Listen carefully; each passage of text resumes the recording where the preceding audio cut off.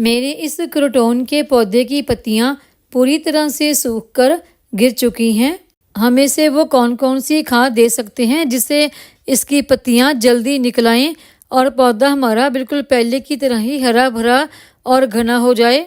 और इस पौधे की केयर करते समय हमें किन किन बातों का ध्यान रखना है, आज की हमारी वीडियो इसी के बारे में होने वाली है। वीडियो को ध्यान से एंड तक जरूर देखें। नमस्कार दोस्तों, मैं वंदना, मेरे चैनल पर आप सबका स्वागत है। क्रोटॉन का ये प्लांट जब मैं नर्सरी से लेके आई थी तो खूब कलरफुल पत्तियों से भरा हुआ था, जो देखने में भी बहुत सुंदर लगता था।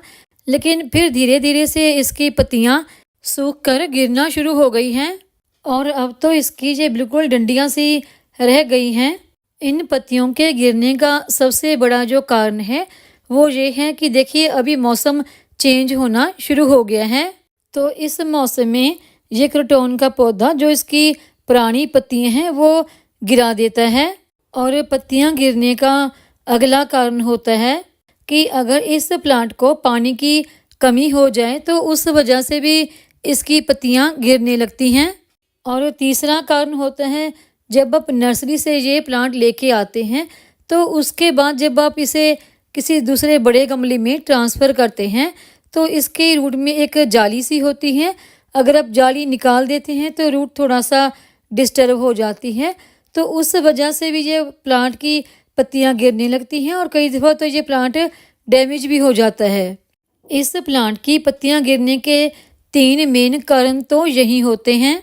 और कई दफ़ा ऐसा होता है कि मौसम भी चेंज नहीं हो रहा होता और हमारे पौधे को पानी भी बिल्कुल सही मिलता है, तो फिर भी उसकी पत्तियां गिरने लगती हैं। तो उसका एक कारण ये भी हो सकता है कि उस पौधे की वो पत्तियां काफ़ी पुरानी हो, यानी 4 से 5 महीना पुरानी हो। तो ऐसे में उन पत्तियों को गिरना ही होता है और उनकी जगह पर फिर नई पत्तियां अपने आप ही निकलना शुरू हो जाती हैं। जैसे मेरे इस प्लांट की बिल्कुल छोटी छोटी सी पत्तियां निकलना शुरू हो गई हैं। तो इस पौधे की पत्तियां ना गिरें तो उसके लिए आपको इसकी मिट्टी में हमेशा मॉइस्चर बना के रखना है।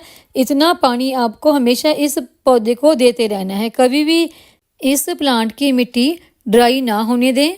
और कई दफ़ा इस प्लांट की पत्तियां ओवर वाटरिंग की वजह से भी गिरने लगती हैं। तो मुझे लगता है कि मेरे इस प्लांट की जो पत्तियां हैं वो ओवर वाटरिंग की वजह से भी थोड़ा सा गिरना शुरू हो गई थी। और ओवर वाटरिंग की वजह से प्लांट की रूट को फंगस लगने लगता है और इससे प्लांट डैमेज भी होने लग जाता है। तो कभी भी अपने इस प्लांट को ओवर वाटरिंग ना करें। इस प्लांट को इतना ही पानी लगाना है कि इसकी मिट्टी में हमेशा मॉइस्चर बना रहे। जब इन्हीं कुछ कारणों की वजह से आपके पौधे की पत्तियां गिरने लगती हैं तो आप सोचते हैं कि हमारा ये प्लांट डैमेज हो गया और आप इसकी केयर करना छोड़ देते हैं। लेकिन आपको इसकी केयर करना छोड़ना नहीं है, क्योंकि पत्तियां तो गिरने के अलग अलग कारण मैंने आपको बता दिए, कोई भी उनमें से कारण हो सकता है। तो उस वक्त आपको अपने पौधे की ज़्यादा केयर करनी है, उसको अच्छी फर्टिलाइज़र देनी है। मेरे इस प्लांट की भी जब पूरी पत्तियां धीरे धीरे करके गिरना शुरू हो गई तो उसी वक्त से मैंने इसकी केयर करनी शुरू कर दी। हालांकि बीच में मुझे लगा कि ये प्लांट मेरा मर जाएगा, इसकी नई ग्रोथ नहीं शुरू होगी, लेकिन फिर भी मैंने इसकी केयर करना नहीं छोड़ा। तो देखिए इसकी अच्छी केयर के कारण ही इसकी नई पत्तियां निकलना शुरू हो गई हैं। और जब भी आप इस प्लांट को नर्सरी से लेके आते हैं तो किसी दूसरे नए पॉट में ट्रांसफ़र करने लगते हैं, तो जो मिट्टी आपने इसके लिए तैयार करनी है वो मिट्टी आपकी बिल्कुल भुरभुरी होनी चाहिए, यानी कि उस मिट्टी में पानी तो बिल्कुल रुके नहीं और उसमें मॉइस्चर बना रहे, ऐसी मिट्टी आपको तैयार करनी है। क्योंकि इस प्लांट को मॉइस्चर बहुत ज़्यादा पसंद है। और जब आपको लगे कि इस प्लांट की मिट्टी ऊपर से थोड़ा सा सूख रही है तभी आप वाटरिंग करें। इस प्लांट को आप इंडोर भी रख सकते हैं। अगर आप इस प्लांट को इंडोर रखते हैं तो दिन में कम से कम 1-2 घंटे की धूप तो ज़रूर ही दिखाएं, क्योंकि धूप से ही इस प्लांट की पत्तियों का कलर बनता है। इसकी कलरफुल पत्तियां देखने में इतनी सुंदर लगती हैं कि आपको अपने गार्डन में फूल वाले पौधों की कमी भी कभी महसूस नहीं होती। ज़्यादा गर्मी और ज़्यादा सर्दी से आपने अपने इन पौधों को बचा के रखना है। अगर सर्दी ज़्यादा शुरू हो गई है तो आपने इस पौधे को वहाँ पर रखना है जहाँ पर थोड़ा सा कोई शेड वगैरह हो और वहाँ थोड़ी सी धूप तो ज़रूर आती ही हो, क्योंकि धूप की वजह से ही इसकी पत्तियों का कलर बना रहता है, नहीं तो इसकी पत्तियाँ बिल्कुल ग्रीन नज़र आने लगती हैं। अब बात आती है कि इस प्लांट को फर्टिलाइज़र हमें कौन कौन सी देनी है। तो देखिए, एक तो आपको इस प्लांट को कोई भी केमिकल वाली फर्टिलाइज़र नहीं देनी। जो भी फर्टिलाइज़र हम इस प्लांट को देंगे ऑर्गेनिक ही देंगे। इस प्लांट को आप गोबर की सड़ी हुई पुरानी काली खाद भी दे सकते हैं।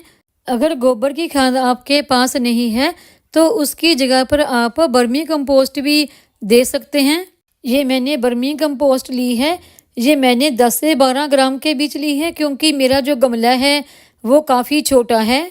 अगर आपका गमला बड़ा है तो आप ये फर्टिलाइज़र ज़्यादा भी ले सकते हैं। और तकरीबन आधा चम्मच से थोड़ा सा कम ये मैंने सीवीड लिया है। अगर आपके पास लिक्विड सीवीड है तो आप उसका भी इस्तेमाल कर सकते हैं। मेरे पास ये दानेदार है। और 1/4 चम्मच के आसपास ये मैंने फंगीसाइड लिया है। अगर आपके पास कोई भी फंगीसाइड नहीं है तो इसकी जगह पर आप हल्दी का भी इस्तेमाल कर सकते हैं।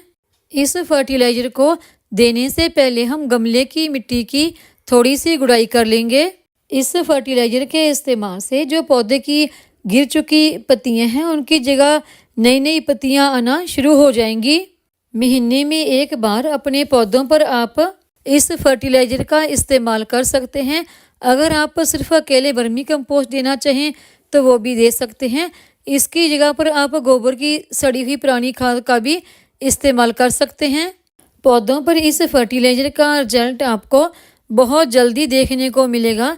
आपके पौधे की नई नई पत्तियां निकलना शुरू हो जाएंगी और अच्छी नई ग्रोथ भी फिर से शुरू हो जाएगी। जब आप नर्सरी से ये क्रोटोन का प्लांट लेके आते हैं तो उसकी मिट्टी तैयार करते समय भी आप इस फर्टिलाइज़र का उसमें इस्तेमाल कर सकते हैं। तो इससे आपका पौधा मरेगा नहीं और जो आपके पौधे की पत्तियां सूखकर गिरने लगती हैं रिपोर्ट करने के बाद, वो भी नहीं गिरेंगी। अगर आपने अपने इस पौधे को रिपोर्ट किया है तो उसे डायरेक्ट धूप में ना रखें, थोड़ा सा सेमी शेड एरिया में ही रखें। प्लांट को फर्टिलाइज़र देने के बाद वाटरिंग हमेशा करें। और इस प्लांट को फर्टिलाइज़र देने के 10 दिन बाद का रिजल्ट देखिए। इसकी नई नई काफ़ी ज़्यादा ग्रोथ शुरू हो गई है। इसकी पत्तियां काफ़ी ज़्यादा निकल आई हैं और हर ब्रांच पर देखिए आप नई नई पत्तियां आपको नज़र आ रही हैं। महीने में कम से कम एक बार आप इस प्लांट की मिट्टी में वर्मी कंपोस्ट या फिर गोबर की सड़ी हुई काली पुरानी खाद का इस्तेमाल ज़रूर करें। इसके इस्तेमाल से इस प्लांट की पत्तियां नहीं गिरेंगी। अगर पत्तियां गिर चुकी हैं तो फिर से नई ग्रोथ शुरू हो जाएगी। और आप अपने क्रोटोन के पौधे की जिस तरह की मैंने केयर बताई है उसी तरह से केयर करें। तो देखिए, मैं गमले की मिट्टी की थोड़ी सी गुड़ाई कर देती हूँ। थोड़ी सी बारिश की वजह से इसमें काई जम गई है। उम्मीद है आपको मेरी ये क्रोटोन के पौधे की देखभाल की वीडियो पसंद आई होगी। वीडियो पसंद आई हो तो वीडियो को लाइक करें, सब्सक्राइब करें, शेयर करें, कमेंट करें, बेल आइकन को ज़रूर दबाएं ताकि मेरी आने वाली हर नई वीडियो का नोटिफिकेशन आपको मिलता रहे।